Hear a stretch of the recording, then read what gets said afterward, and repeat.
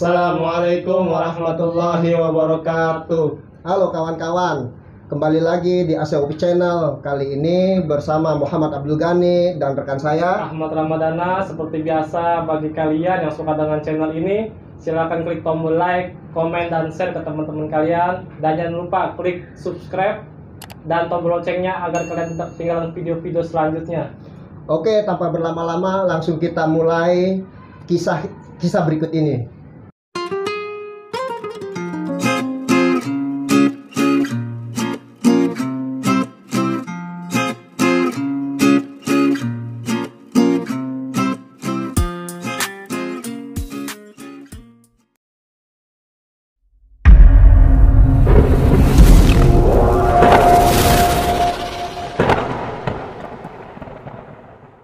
Assalamualaikum Bang. Waalaikumsalam warahmatullahi wabarakatuh. Gimana kabarnya nih Bang? Alhamdulillah baik-baik. Memang rada sakit sedikit. Baru kemarin ini kan kita habis ziarah ke makam Kiai Cantang. Oh iya. Nah, kalau boleh tahu beliau itu siapa Bang? Kalau Kiai Cantang itu kisah tentang beliau itu nggak terlalu banyak kita dapatkan, cuman beliau itu adalah salah satu waliullah, pejuang rakyat yang berasal dari tanah Banten, ya, berasal dari tanah Banten. Beliau itu terdampar di sekitaran Kalibuaran.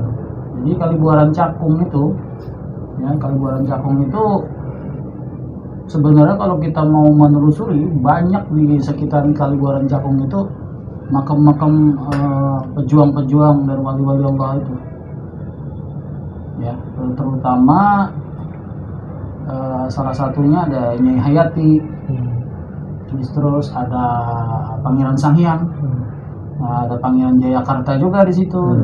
Sebenarnya itu masih dekat di pinggiran bantaran Kali Cakung itu, ya, Kalibuaran, ya, bukan Kali Cakung, bantaran Kalibuaran dari daerah Cakung itu. Oh gitu ya Bang ya? Iya. Kalau asal usulnya Kiai Cantang itu seperti apa ya? Asal usul Kiai Cantang itu sedikit banget yang kita ketahui.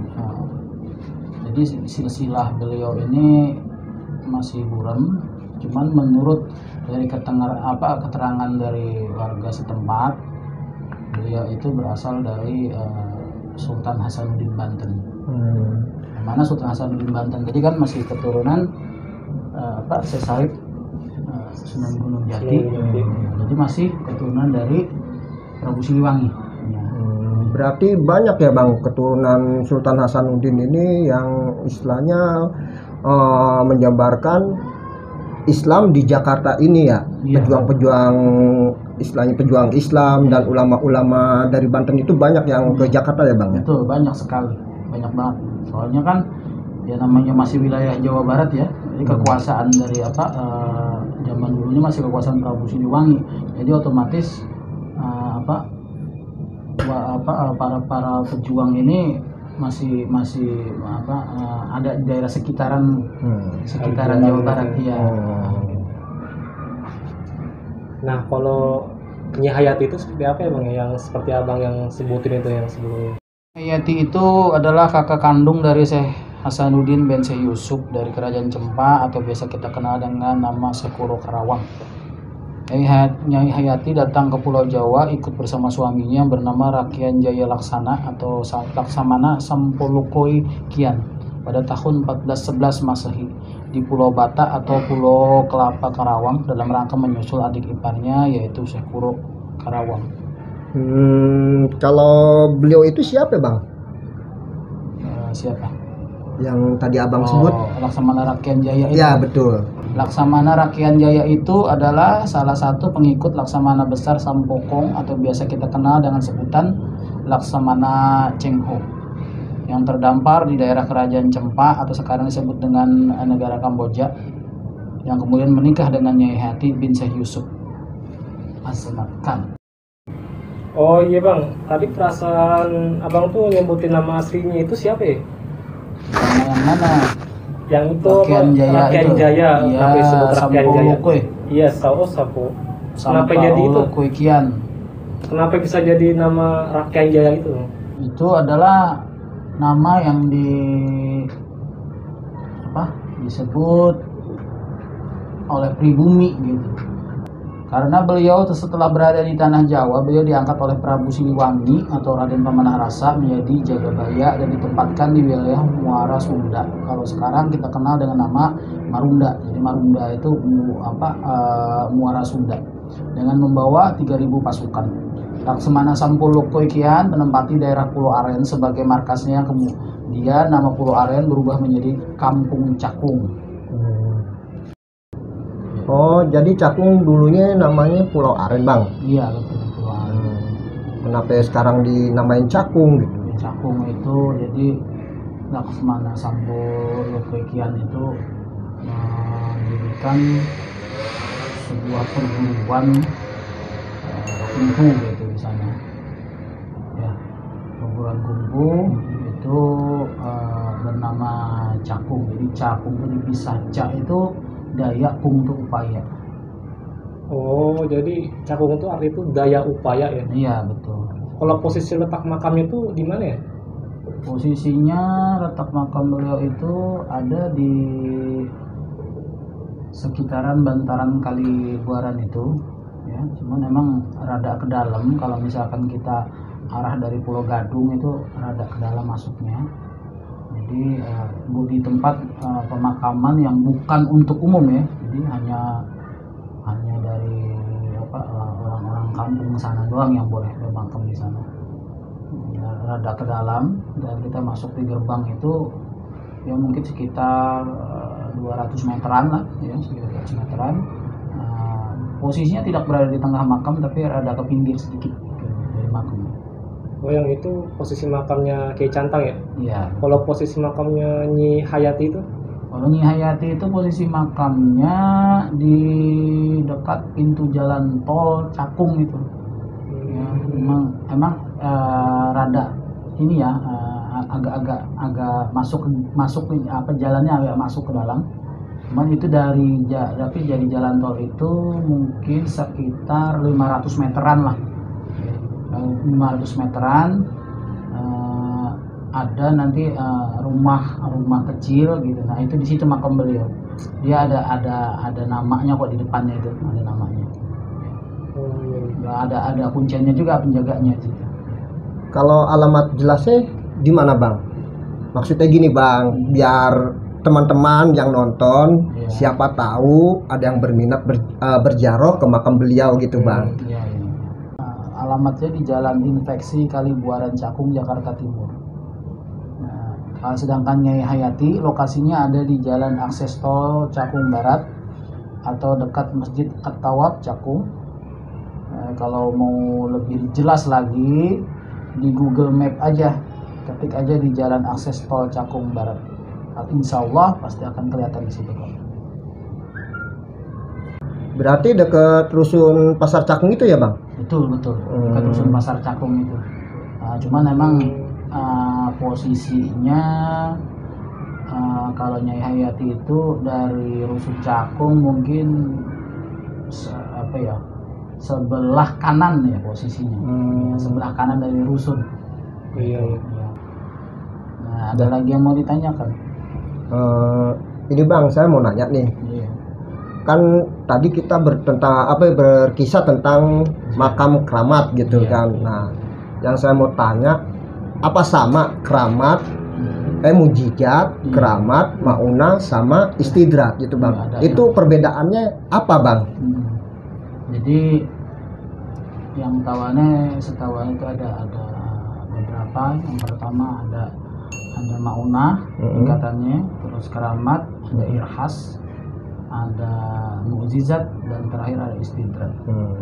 Yang disebut dengan maunah adalah itu suatu keberkahan yang dialami oleh seorang orang muslim yang taat, maka Allah berikan keberkahan daripada rajinnya dia beribadah, maka diberikan suatu keberkahan. Maka disebut dengan maunah.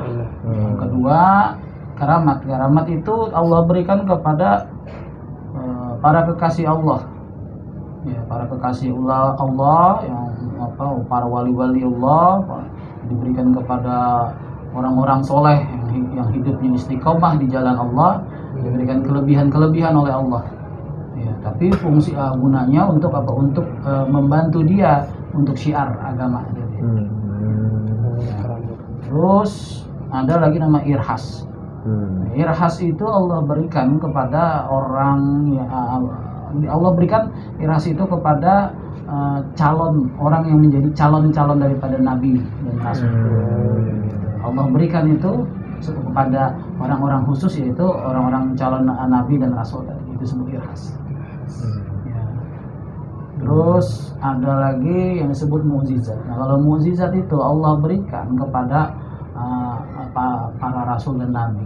Berarti istimewa sifatnya Bang. Iya, istimewa sifatnya tidak bisa didapatkan oleh sembarang orang, nggak bisa gitu, nggak bisa mukjizat itu. Sedangkan istidrat itu Allah berikan kepada orang yang tujuannya Allah mau menghinakan dia. Ya, istidrat. Jadi seolah-olah seperti kelebihan, tapi sebenarnya Allah menghinakan dia di situ. Ya, contohnya zaman dulu tuh, waktu zaman Nabi itu, Nabi Rasulullah SAW, ada namanya Musailamah Al-Kadzab. Musailamah Al-Kadzab itu suatu saat pernah ada orang datang, mata kirinya buta sebelah. Terus dia datang ke Musailamah Al-Kadzab, dia minta didoakan supaya mata kirinya tadi bisa melihat. Nah, jadi mata kirinya buta sebelah, yang kanan masih melihat, yang kiri buta. Dia berdoa. Begitu didoakan oleh Musailamah Al-Kadzab tadi, ditiup mata yang buta yang sebelah kiri, yang sebelah kanan malah yang buta, yang sebelah kiri tadi buta itu sembuh, yang sebelah kanan yang tidak sakit apa-apa malah buta. Jadi terbalik. Ya terbalik. Ya. Jadi satu sembuh, satu buta gitu. Jadi itu Allah untuk menghinakan orang-orang yang Allah benci gitu. Tapi seolah-olah dia memiliki mujizat itu ya Bang ya. Betul, seolah-olah seperti itu. Padahal enggak gitu. Nah, jadi hati-hati kita. Jadi jangan merasa atau merasa nih punya kelebihan sedikit untuk menganggap diri udah aku lebih dari orang, aku hebat dari orang. Padahal di situ kan sebenarnya itulah ujian Allah tadi untuk menghinakan orang itu, bisa gitu. Bahkan bisa malah dari situ bisa menjauhkan si orang itu dari Allah gitu. Jadi jangan kita terpatok atau terfokus dengan namanya suatu kelebihan gitu. Karena itu kan bukan suatu keahlian, bukan. Jadi yang namanya karamat itu bukan keahlian, bukan. Karamat itu ada karena Allah memberikan, bukan karena si orang ini yang berlatih gitu, bukan. Itu bukan karamat. Oh, jadi karena Allah mau, karena Allah ridho juga Bang. Betul.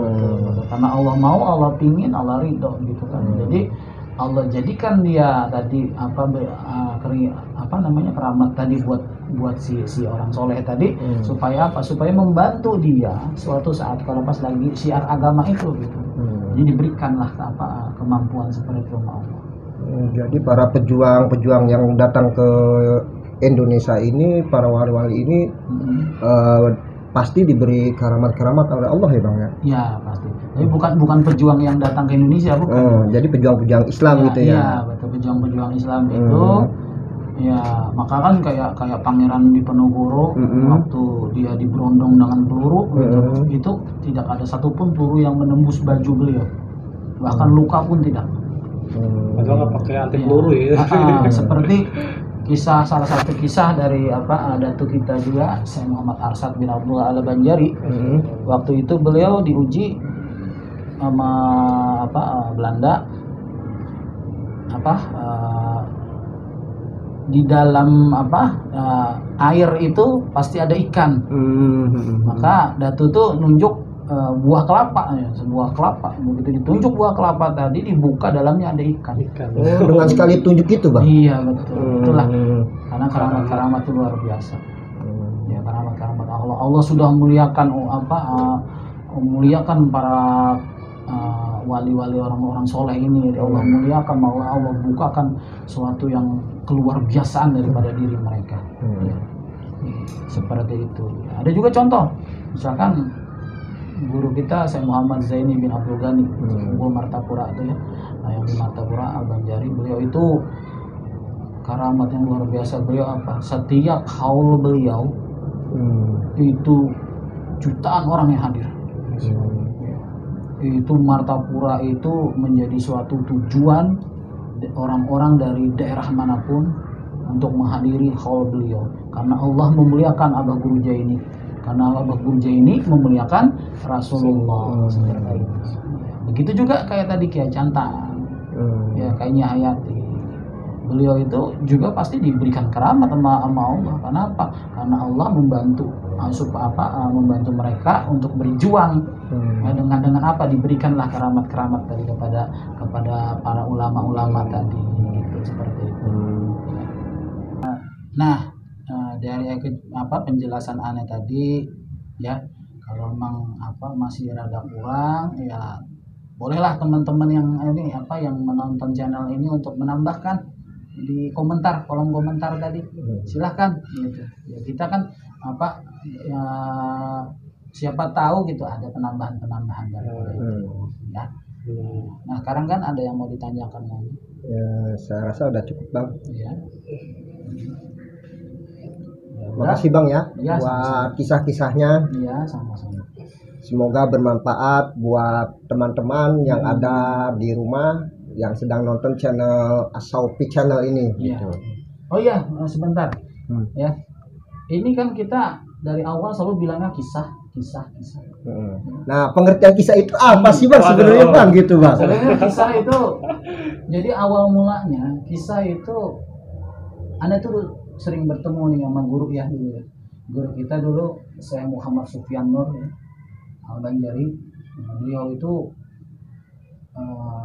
salah satu kebiasaan beliau adalah berkisah kan beliau. Nah, itu apa? Kisah itu sebenarnya bahasa Banjar karena kan aneh orang Banjar ya.